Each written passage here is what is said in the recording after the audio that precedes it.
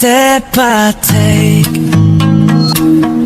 every move I make, yeah, every single day, every time I pray, I've been missing you, thinking of the day.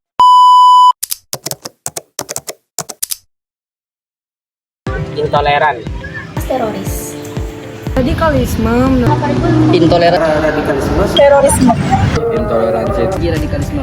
terorisme.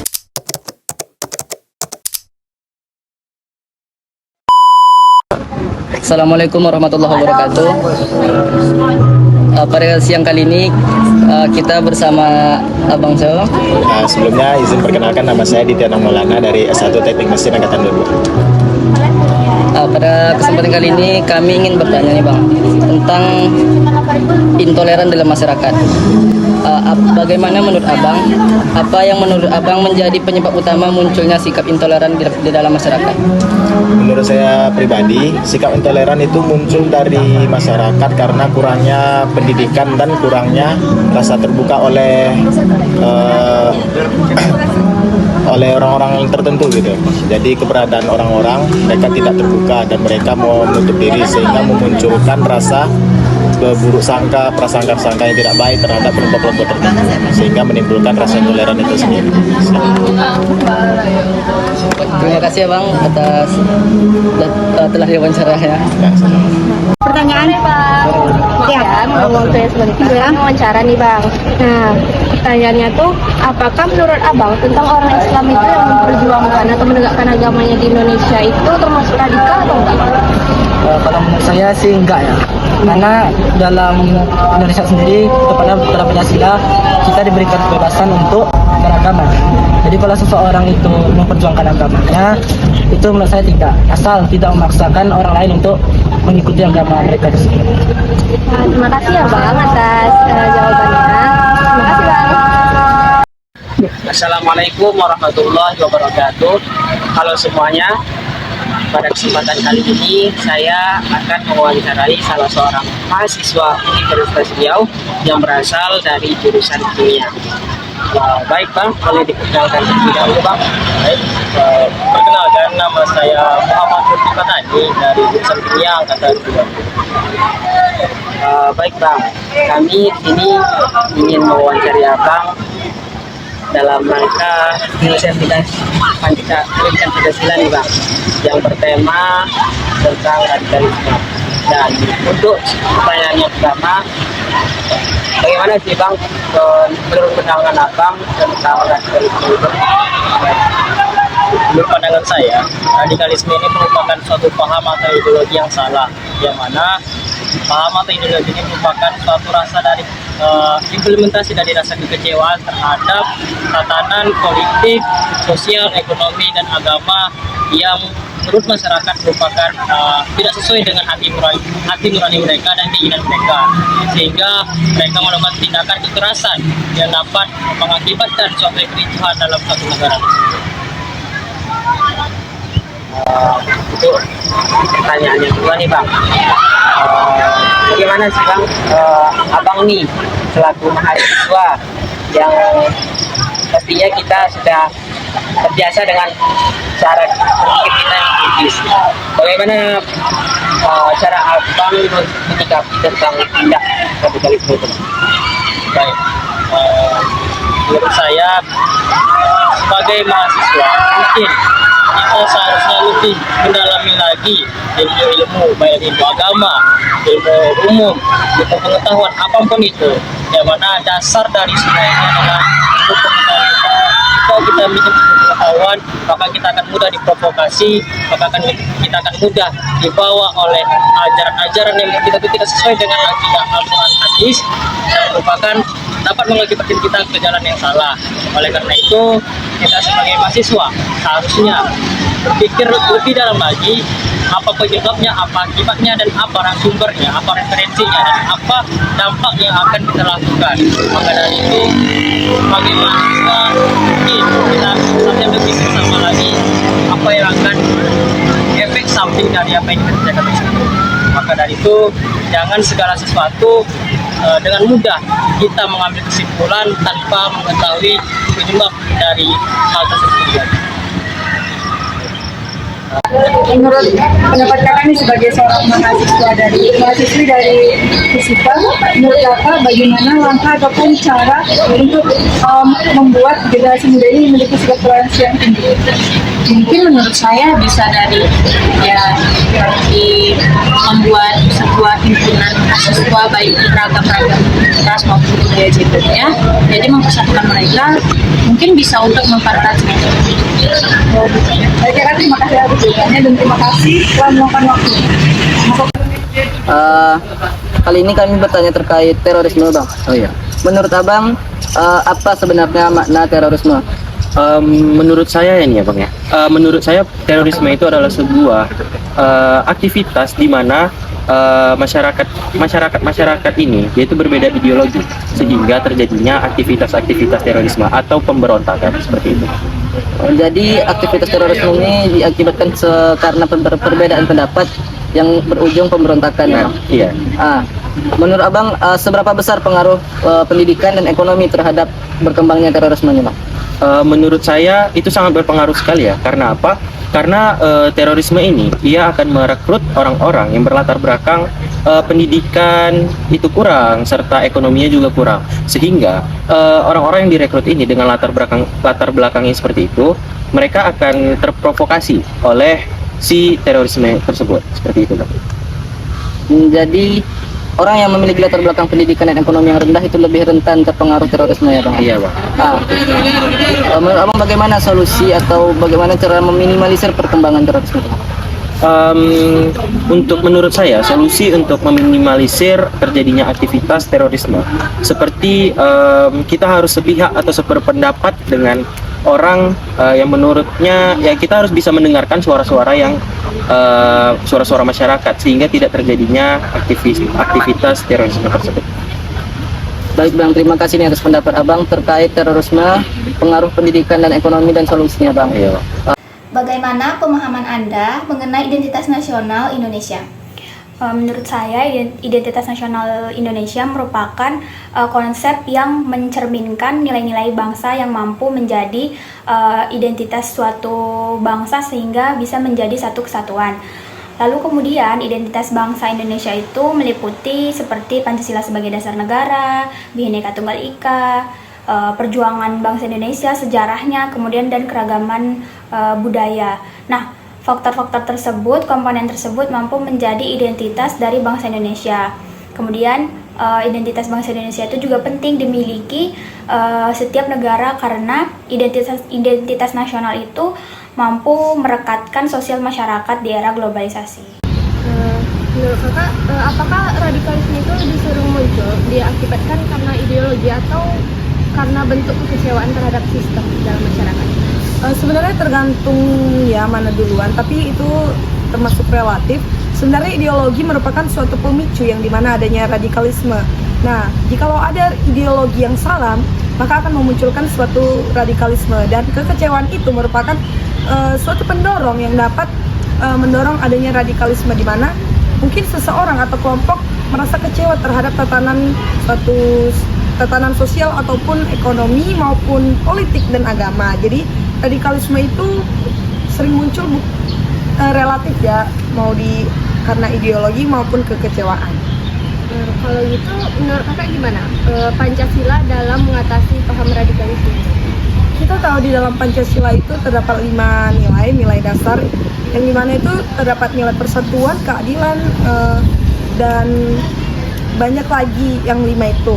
Nah, jadi dalam konsep Pancasila tersebut kita tahu bahwa Pancasila bakalan menumbuhkan kesatuan yang dimana tidak ada paham lain ataupun ekstrim. Oleh karena itu radikalisme dapat diatasi dengan nilai-nilai Pancasila. Maka dari itu setiap masyarakat tentunya harus menanamkan nilai Pancasila untuk menipiskan adanya paham radikalisme. Baiklah, terima kasih ya Kak atas wawancaranya. Assalamualaikum warahmatullahi wabarakatuh. Baiklah, di sini saya berada di Universitas Riau, di mana saya akan mewawancarai salah seorang mahasiswi dari Universitas Riau. Boleh perkenalkan diri terlebih dahulu, Kak? Perkenalan, nama saya Naila dari jurusan Matematika Prodi Statistika. Oke, baik Kak. Boleh saya meminta waktu sebentar Kak untuk saya wawancarai? Baik, lanjut ke pertanyaan pertama. Menurut pendapat Kakak, apa itu terorisme? Terorisme itu kalau menurut saya adalah suatu penyerangan atau hal-hal yang menyinggung bagian privasi kita seperti ISIS dan lain-lain. Untuk pertanyaan kedua, menurut Kakak, apa saja bentuk ataupun contoh dari sikap terorisme di masyarakat ini? Karena kita sebagai kaum Gen Z, kita biasanya sering bermain dengan sosmed, yang dimana biasanya di sosial media itu sangat banyak terorisme atau scam yang dilakukan oleh pihak yang tidak diinginkan. Jadi gitu ya Kak. Lanjut ke pertanyaan ketiga, bagaimana cara Kakak sebagai seorang mahasiswa ini, tanggapan Kakak itu, solusi ataupun cara mencegah sikap terorisme ini? Salah satu caranya yaitu misalkan ada yang nge-spam telepon atau ada yang meneror kita dapat menggunakan fitur-fitur yang sudah ada saat ini seperti fitur block atau fitur menolak panggilan yang dari nomor yang tidak kita blok. Oh baik, sekali ya Kak. Terima kasih ya hasilnya. Terima kasih juga telah meluangkan waktunya. Assalamualaikum warahmatullahi wabarakatuh. Kembali lagi bersama saya Muhammad Afan. Pada kali ini kita berada di Masjid Arfa-Unas Universitas Riau. Pada kali ini kita bersama salah satu mahasiswa aktif dari UIN Sultan Syarif Qasim Pekanbaru. Baik Bang, sebelumnya bersama Bang siapa? Nama saya Bang Ahmad Adit. Baik Bang Adit, ini sebelumnya nih kami mau bertanya nih Bang tentang intoleran yang ada di Indonesia. Menurut Abang bagaimana, apakah masih ada sikap-sikap intoleran yang ada di Indonesia?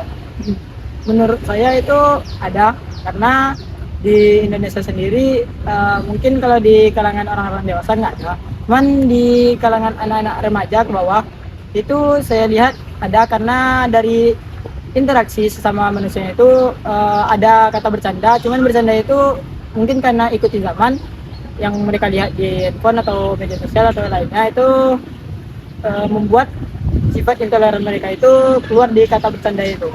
Jadi mereka yang mempermainkan mungkin agamanya, sukunya, atau kayak bentuk fisiknya lah gitu. Jadi ada di Indonesia. Jadi menurut Abang sikap intoleran ini masih ada di Indonesia. Kalau menurut Abang kembali nih, bagaimana cara meminimalisir sikap intoleran tersebut? Meminimalisir itu ya, kalau menurut saya itu tergantung kepada keluarga masing-masing. Karena yang saya lihat orang yang nggak ada sifat intoleran itu biasanya berasal dari keluarga yang disiplin. Di keluarga itu sudah dididik dari kecil bahwa kalau dalam kata bercanda itu jangan sampai mempermainkan hal-hal yang tidak disukai oleh kawannya gitu. Jadi kepada orang tua atau kepada guru-guru yang di sekolah mempertekankan sifat untuk memperbaiki dari sifat toleransi kawan-kawan. Baik Bang, terima kasih nih Bang atas pendapat Abang. Jadi kesimpulannya itu sikap-sikap intoleran yang ada di Indonesia ini masih ada, terutama di kalangan remaja, dan bisa diminimalisir dengan pendidikan yang dididik oleh orang tua secara baik ya Bang. Terima kasih Bang atas pendapatnya, dan terima kasih juga atas waktunya Bang. Assalamualaikum warahmatullahi wabarakatuh. Baiklah, pada kali ini kita bersama salah satu narasumber dari mahasiswa aktif Fakultas Teknik di Universitas Riau. Baik, sebelumnya ini dengan Abang siapa Bang? Kepada Bang Faris, kami ini bertanya terkait tentang toleransi.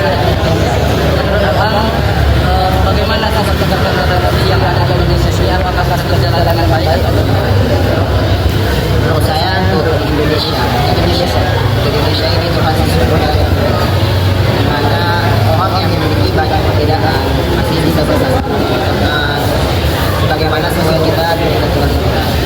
Jadi menurut saya di Indonesia ini toleransi sudah berjalan baik, itu dari suku apa, suku Melayu, budaya tetap memiliki persatuan agama,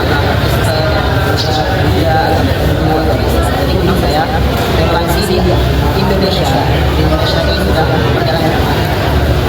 Jadi menurut Bang Faris, toleransi yang ada di Indonesia ini telah berjalan dengan semestinya. Nah, selanjutnya Bang, menurut Bang apa aja langkah-langkah yang bisa kita ambil untuk meningkatkan lagi toleransi di Indonesia? Untuk meningkatkan toleransi di Indonesia ini tentu saja tidak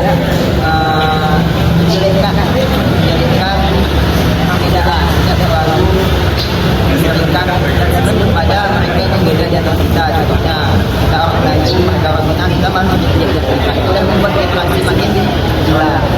Jadi menurut saya untuk menghindari inflasi kita harus saling paham dulu apapun agamanya, apapun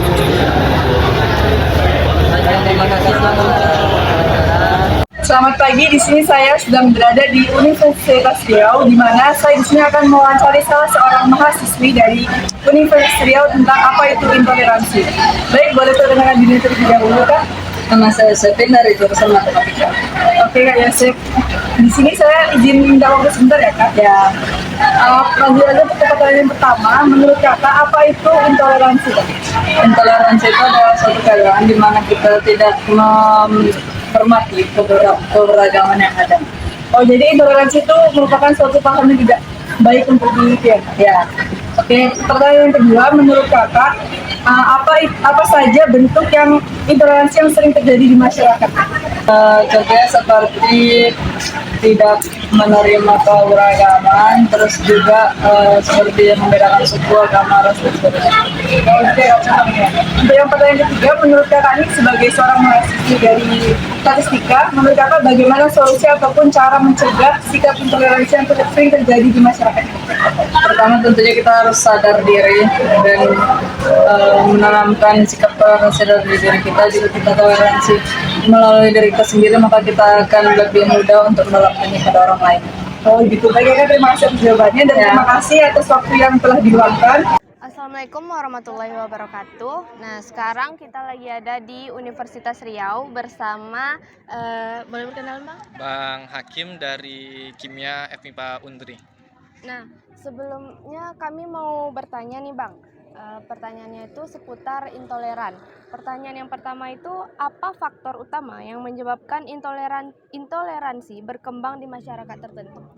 Oke, kalau menurut saya sendiri, kalau terkait itu bisanya kurangnya kesadaran masyarakat terhadap toleransi. Itu bisa berhubungan dengan literasi ataupun saling bersosialisasi dengan sesama umat yang berbeda. Nah, lalu adanya konflik kepentingan di mana banyak dari tidak hanya di Indonesia, baik di luar negeri juga melakukan politik identitas atau agama itu sebagai alat politik untuk melakukan atau mengambil suara dari masyarakat. Nah, itu salah satu yang bisa menyebabkan intoleran. Baik Bang, pertanyaan selanjutnya, sejauh mana agama dipolitisasi sehingga menjadi pemicu intoleransi? Kalau untuk itu bisa seperti agama itu digunakan sebagai alat politik oleh kepentingan-kepentingan yang ada di atas.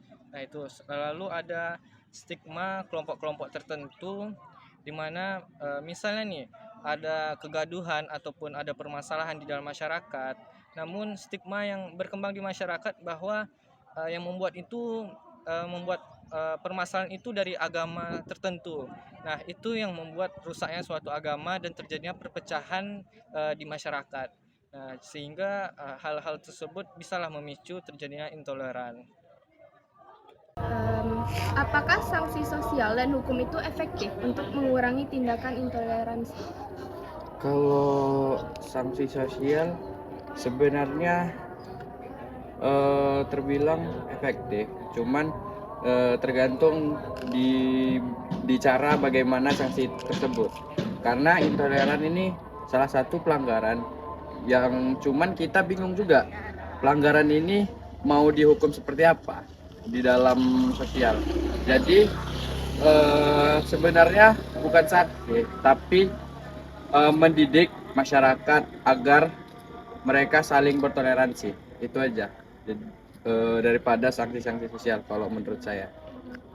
Sebelum itu, boleh kakak memperkenalkan dirinya terlebih dahulu? Boleh, perkenalkan nama saya Nora Fadila Syaza, biasanya dipanggil Naura. Apa tantangan terbesar dalam melacak dan mencegah aktivitas teroris? Menurut saya, tantangan terbesar dalam melacak dan mencegah aktivitas teroris itu meliputi jaringan teroris yang tersembunyi, kemudian penandaan terorisme, radikalisasi online, koordinasi antar negara, dan hak asasi manusia. Oke Kak, terima kasih ya Kak atas pendapatnya. Sebelum itu boleh perkenalkan diri terlebih dahulu Kak. Perkenalkan saya Nadia Destriani dari Prodi Statistika Angkatan 24. Saya ingin bertanya nih Kak, menurut Kakak apa saja sih yang menyebabkan terjadinya sikap intoleransi di masyarakat? Menurut saya salah satu penyebab utama kenapa adanya sikap intoleransi di masyarakat itu adalah kurangnya empati dan pemahaman masyarakat terhadap perbedaan. Jadi masyarakat kurang bisa menempatkan dirinya terhadap perbedaan yang ada, misalnya perbedaan keyakinan, perbedaan cara hidup atau budaya. Jadi cenderung merasa bahwa dialah yang lebih baik daripada suku tertentu misalnya. Seperti itu menurut saya. Baik Kak, terima kasih atas pendapatnya ya Kak. Baik, sebelumnya perkenalkan nama saya Anissa Elvira. Saya salah satu mahasiswi jurusan Kimia FIPA Universitas. Bagaimana sih Kak, kakak sebagai mahasiswa nih menyikapi tentang perbuatan terorisme yang ada? Tentunya, biasa terorisme itu adalah cara orang terorisme itu tuh bakal mempengaruhi kita dengan cara memprovokasi serta memberikan informasi yang dapat memengaruhi kita. Tentunya sebagai kita salah satu mahasiswa lebih memilih dan dapat memilah-milah berita ataupun hal yang telah tersampaikan kepada kita, dan tidak lupa pula adanya edukasi maupun pendidikan tentang terorisme ini. Setelah itu apa lagi ya?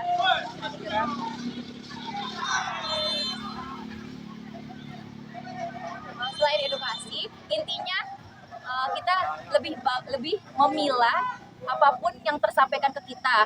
Jika itu provokasi, tentunya dapat memengaruhi kita untuk melakukan kegiatan tersebut.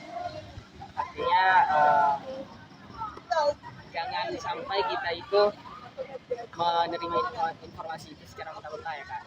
Lebih kritis terhadap informasi yang kita Bersama salah satu narasumber, yakni Kevin Ahmadinata. Baik Bang Kevin, sebelumnya kami ingin bertanya nih tentang materi radikalisme untuk tugas kami. Oke. Menurut Abang, bagaimana pengaruh media sosial dalam penyebaran ideologi radikalisme?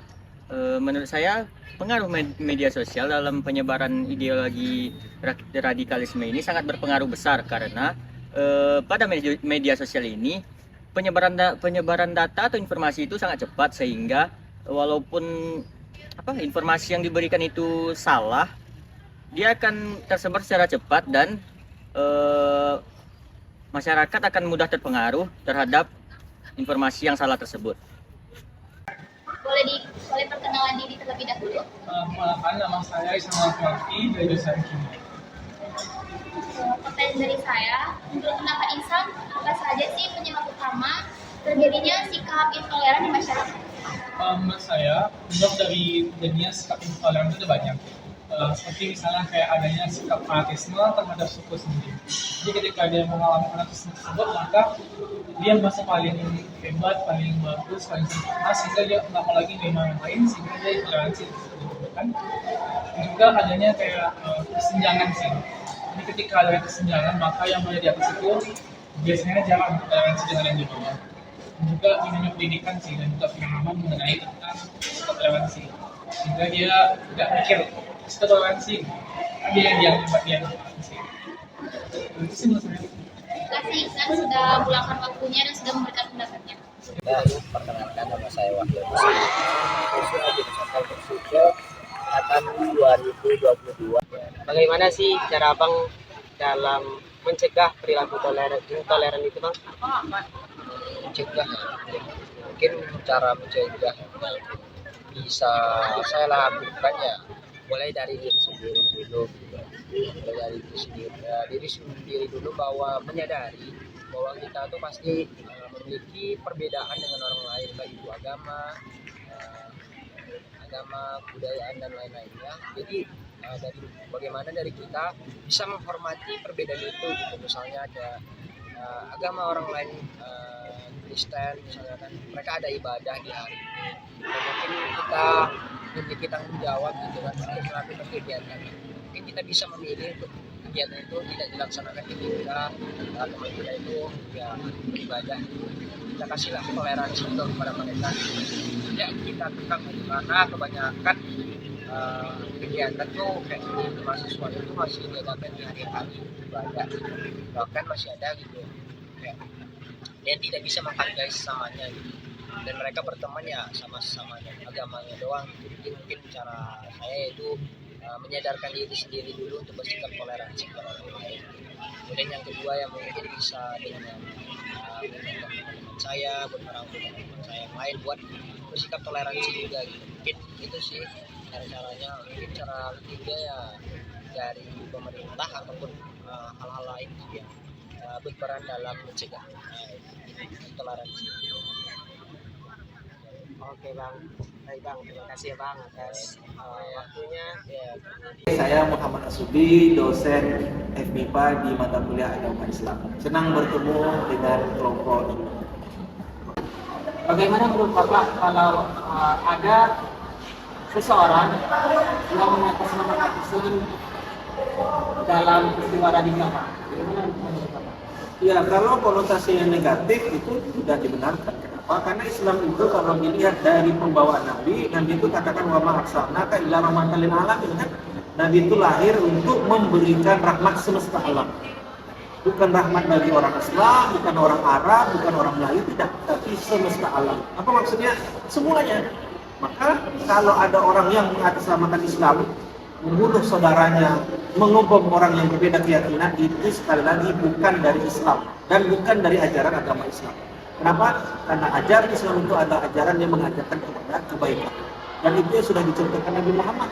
Nabi Muhammad dengan orang yang berbeda keyakinan saja, bahkan dengan orang Yahudi saja, Nabi Muhammad sangat toleransi dan tidak membeda-bedakan suku. Sekali lagi, kalau ada orang mengatasnamakan Islam, membuat keonaran, membuat radikalisme, sekali lagi itu bukan ajaran Islam. Kenapa? Jauh Islam mengajarkan seperti itu.